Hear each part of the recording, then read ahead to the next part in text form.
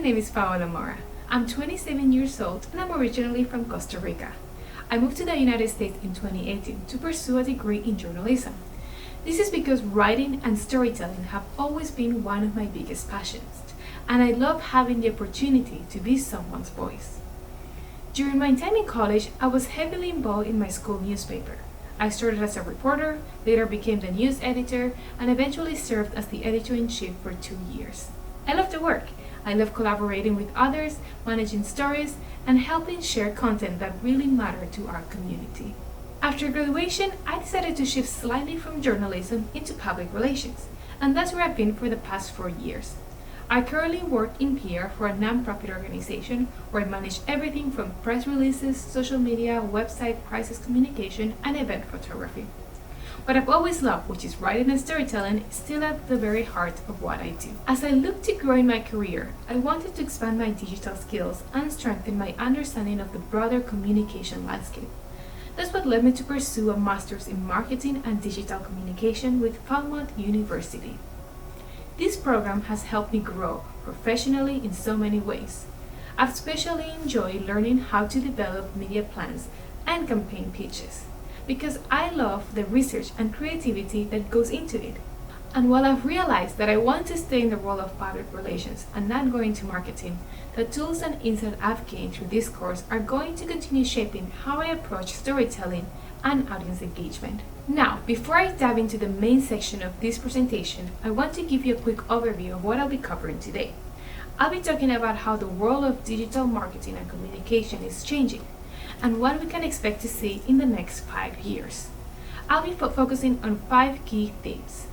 First, search engines, then influencers, then voice assistants, and finally the big one, artificial intelligence. At the end, I will also briefly talk about my main research paper, which studied the role of user-generated content in recruiting volunteers for animal shelter and welfare nonprofit.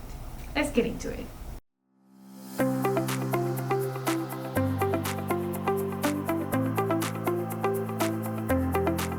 First, let's jump into the fragmentation of search engines. Search is no longer what it used to be. While Googling it used to be the norm for many years, there are many different ways to find information today, discover brands, and make purchase decisions. Sure, Google still holds a big chunk of the search market, but in order to stay relevant, marketers need to realize that we are in a time where search is fragmented.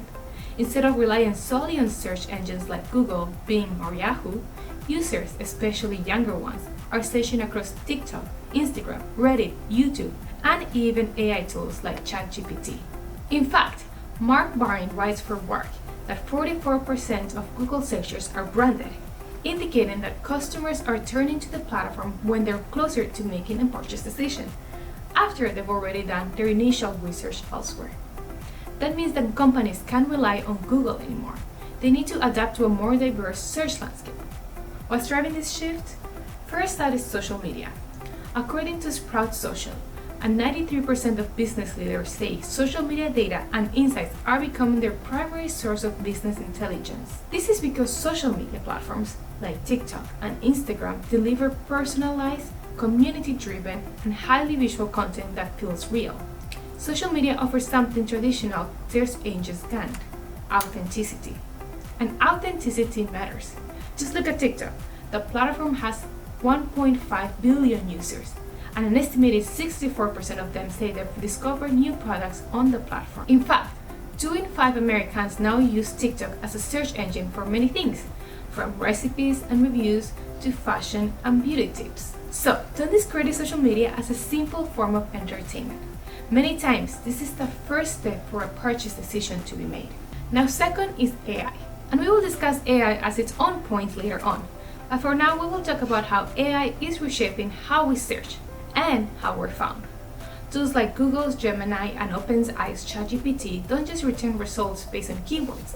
They understand context, intent, and behavior. Damian Rawlinson writes for Society and gives a good example as to what this means. What he says is that someone isn't just searching for branch spots. They're asking, what's the best pet-friendly branch place near downtown Seattle? And AI gives them a personalized answer. In addition to that, we're also seeing the rise of zero-click searches, meaning that users get what they need directly from AI summaries or snippets without ever clicking to a website. This does not mean that SEO is now obsolete, but simply that we have to start thinking differently about it. Simply put, you can't just do keyword stuffing anymore. You need to make sure your brand appears favorably in AI-generated content through large language model optimization. And that's a whole new marketing skill. Finally, the fragmented search market is coming from a discovery-first mindset. Many people today aren't searching for brands, they're stumbling upon them. As word rise, consumers are exploring, getting inspired, and engaging with content that sparks curiosity. This discovery-first mindset means brands must create content that's not only helpful and informative, but also creative, something that will want to make someone stop from scrolling. So what does this mean for the marketers of the future? I will say 4 things. First, create search-friendly social content. So think of how people search on platforms like TikTok and Reddit. Second, write for AI. If AI is going to pull your content into summaries, it has to be context-aware and helpful. Third, diversify media mix. Remember that different platforms serve different roles. Go to where your audiences hang and tailor the content accordingly. Fourth, experiment a lot. Things will keep on changing, so test, adapt, and repeat.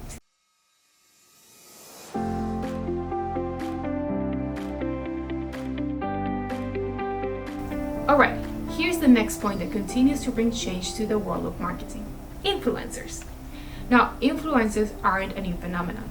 Word of mouth has always been a powerful marketing tool, and influencers are essentially the digital evolution of that. For many years now, we have turned and trusted celebrities, lifestyle bloggers, and niche creators to help us make purchasing decisions. But here's the thing, even though influencers are not new, the industry is still growing, and it is growing fast. Just look at these stats. In the US alone, influencer marketing spend rose from $7 billion in 2023 to $9 billion in 2024. And this number is expected to surpass $10 billion by the end of 2025. Worldwide, the market is expected to reach $32.5 billion. So, despite saturation or the rise of new platforms, influencers still work. In fact, studies show that 87% of US consumers are receptive to brand-sponsored influencer content. The number climbs even higher among Gen Z. On top of that, 49% of consumers make a purchase decision inspired by an influencer at least once a month, and 86% make a purchase at least once a year. But the influencer space is not just growing, it is also progressing. One major shift we're seeing is the rise of virtual influencers, computer-generated digital personas who exist only online, yet still engage audiences and promote products. Because of spaces like the metaverse, they're increasingly part of the marketing ecosystem. So, why are brands turning to virtual influencers? There are clear advantages to virtual influencers. First, they offer total content control, are cost efficient, and allow for high levels of personalization in campaigns. Second, with the right creative team, brands can consistently produce high-quality content that resonates with audiences, especially with the growing technologies like VR and AR. Research also shows that virtual influencers that are humanized can actually create deep emotional connections with consumers. When these influencers are designed to be relatable, engaging, and culturally aware, they can drive what's called brand evangelism, where consumers don't just like a brand, they actively promote it. That said, this space isn't without its challenges. One of the biggest concerns with virtual influencers is authenticity. Audiences are skeptical because there is a psychological barrier. People struggle to trust personas that feel robotic or emotionally flat. And if virtual influencers are designed unrealistically or with poor sensitivity to issues like diversity or ethics, brand risks serious backlash. There are also financial and regulatory hurdles. Developing convincing, emotionally intelligent AI influencers is expensive. And because this is such a new era, the legal framework around disclosure, privacy, and copyright is still getting figured out. So what is the advice moving forward? First, we have to realize that influencers, both human and virtual, are here to stay. And the key to success lies in long-term partnerships built on transparency and mutual trust. Look for influencers that genuinely care about your product and their audience. according to WARC, consumers rank honesty, authenticity, and knowledge as the top 3 traits they look for in an influencer. One clear example of this is the rise of de-influencing, a trend especially popular among Gen Z, where creators advise their audiences on what not to buy. De-influencing reflects a demand for influencers and the brands behind them to be transparent and financially mindful. Second, approach influencer marketing as a core part of your media mix. Just like any other channel, it needs strategic planning, performance metrics, and integration into broader campaigns. According to a study by Melissa Chapman, brands that treat influencers as a long-term investment tend to see better results in both sales and brand awareness. Finally, stay ahead of the curve by exploring virtual influencers in a thoughtful way. Invest in design and storytelling that makes these characters feel relatable and emotionally human. And when you share this content, make sure you're transparent with audiences about what's AI generated.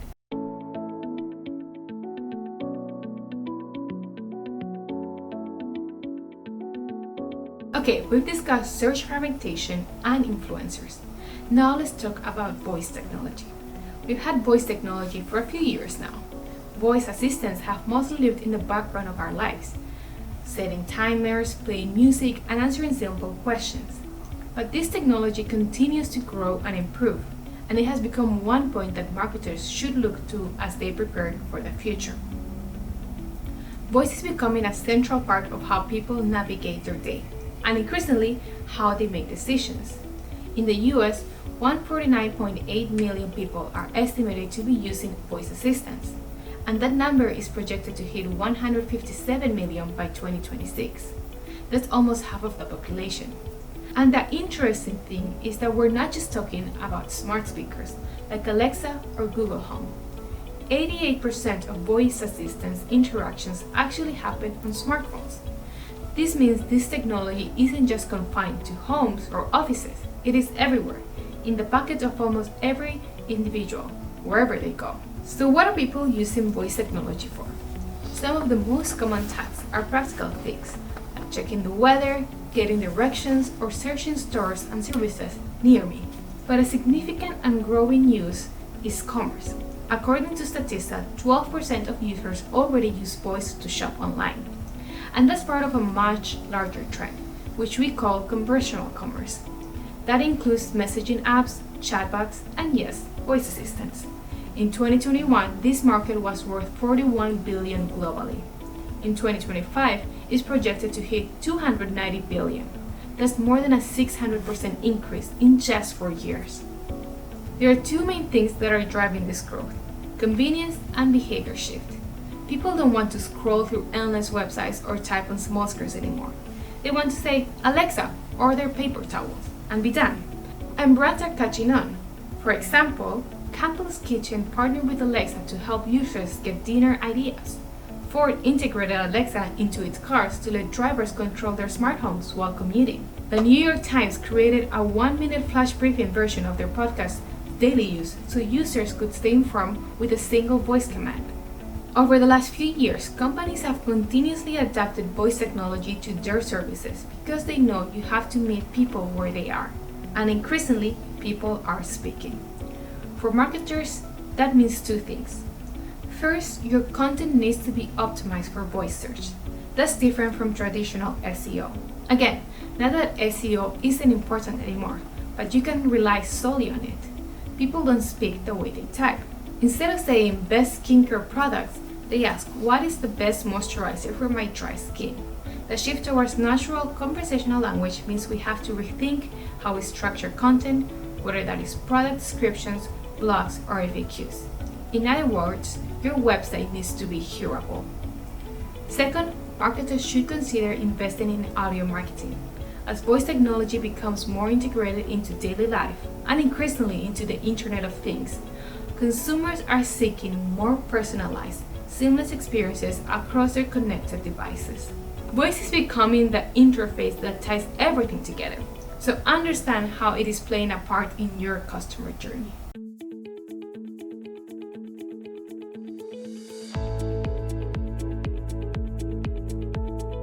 Final point is artificial intelligence, something all the previous topics we've just covered have in common, that's driving much or part of this change is AI. Whether it's search engines, virtual influencers, or voice assistants, AI is constantly working behind the scenes. It is enhancing performances, reshaping experiences, and updating the work. The truth is, AI is redefining the landscape of marketing, and over the next 5 years, no other force will shape the industry more. Let's start with a few quick stats to show just how big this shift really is. In just a few years, the market value of AI has grown immensely. Back in 2020, the global artificial intelligence market was valued at around $93 billion. By 2025, the number is expected to hit over $243 billion. And if projections hold, it will soar to nearly $827 billion by 2030.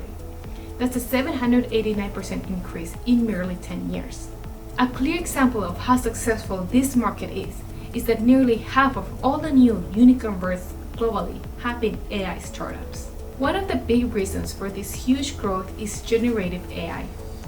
Work defines generative AI as artificial intelligence technology capable of generating various types of content, including text, imagery, video, and audio synthetic data. These tools can now produce content at a scale and speed that was unthinkable years ago. Bloomberg Intelligence estimates that generative AI market will grow from 40 billion in 2022 to 1.3 trillion by 2032. So how exactly is AI making an impact? First, let's break down the classifications of AI. Founder explains that, broadly speaking, the impact of AI can be grouped into 4 categories. First is automation. These are tasks that can be fully handled by AI, such as data sorting and scheduling. Then comes augmentation, where human capabilities are enhanced by AI, like using tools for creative ideation or advanced analytics. The third group involves new skills, roles that didn't exist before, such as AI ethics advisors or prompt engineers. And finally, there are areas with limited impact, tasks that require emotional intelligence or complex interpersonal judgment, like therapy. In the same way, jobs can also be categorized based on how much AI is likely to affect them. Routine and repetitive roles are the most likely to be automated, while creative, analytical, and emotionally driven work is more likely to be supported, not replaced. When we understand where AI fits into the human workflow, we can better see how it affects the marketing process across the entire customer journey. At the top, AI is changing how we plan. AI-powered tools are now being used to gather customer insights from social media, refine personas, and develop tailored messaging strategies based on real-time data. When it comes to grabbing attention, AI can help marketers personalize messages to different audience segments, understand platform behaviors, and even determine what type of creative is most likely to stop the scroll. Even further down that channel, AI tools can also provide useful comparisons and reviews. Conversational AI assistants help answer questions in real time. And once a sale is made, AI helps with retention. AI tools can recommend the next steps and deliver personalized offers. So yes, AI is helping marketers save time through content creation, programmatic media buying, or tools like chatbots and scheduling platforms. But what's just as important is how AI is augmenting human skills. Creative teams are now using generative AI to brainstorm ideas, edit scripts, and produce visuals or ads. This frees the team to focus more on concept and strategy. Media planners are also using AI predictive models to allocate spend more effectively. Even HR and recruiting teams are using AI to write job descriptions and match candidates to the roles. As one study puts it, AI's role is to support marketers, not to replace them. However, in order to fully benefit, marketers must adapt.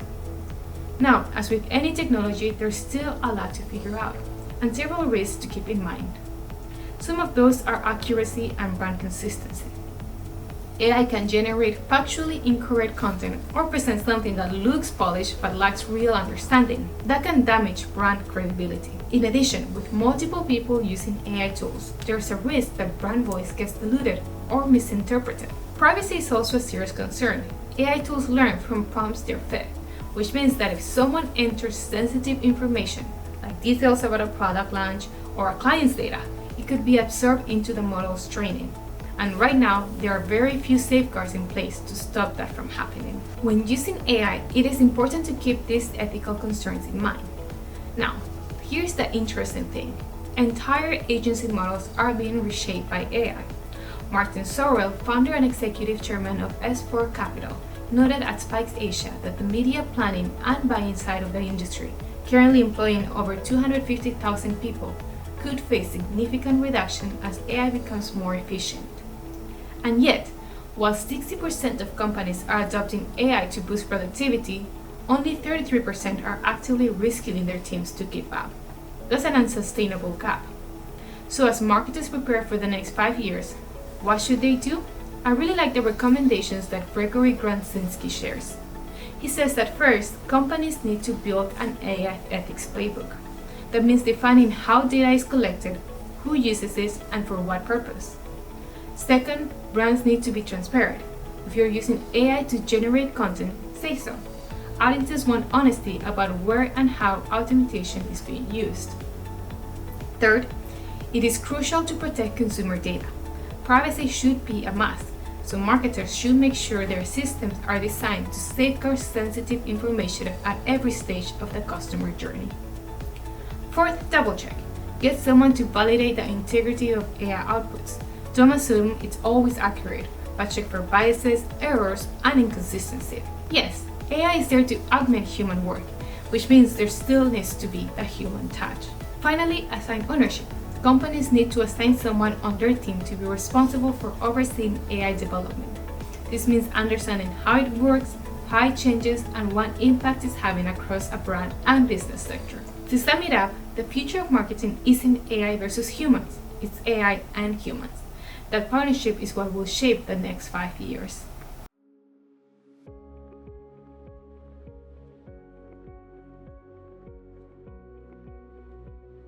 To close this presentation, I want to briefly talk about my major research project, which explored the impact of user-generated content on volunteer recruitment in animal welfare nonprofit organizations. Through interviews with active volunteers, I found that user-generated content, particularly visual and emotionally driven posts that use storytelling, can be a powerful tool in sparking interest and making an organization seem more authentic and trustworthy. But what really stood out to me was that user-generated content works best when it aligns with the values or interests the viewer already has. In other words, it can be a catalyst but not the sole motivator for volunteering. I also learned that user-generated content needs to be supported by clear communication from the organization. So while it is a useful tool that should be encouraged, user-generated content is not fully effective on its own. Now, what I've personally taken away from my research is that digital content can inspire real-world action when it is strategically used. For me, that connects directly back to public relations, where we need to be intentional about communicating messages and building relationships. Looking at the bigger picture, my biggest takeaway from my time in this master's program is this: the world of marketing and communication is constantly changing. We have to be ready to adapt and ready to learn, whether through formal education or hands-on practice. That ongoing learning mindset is what will keep that growing in this field. And for me, becoming a better storyteller means always being open to learning more. As I move forward, I'm excited to continue working in public relations, focusing on social media strategy and digital storytelling that supports mission-driven work in the world of nonprofit organizations.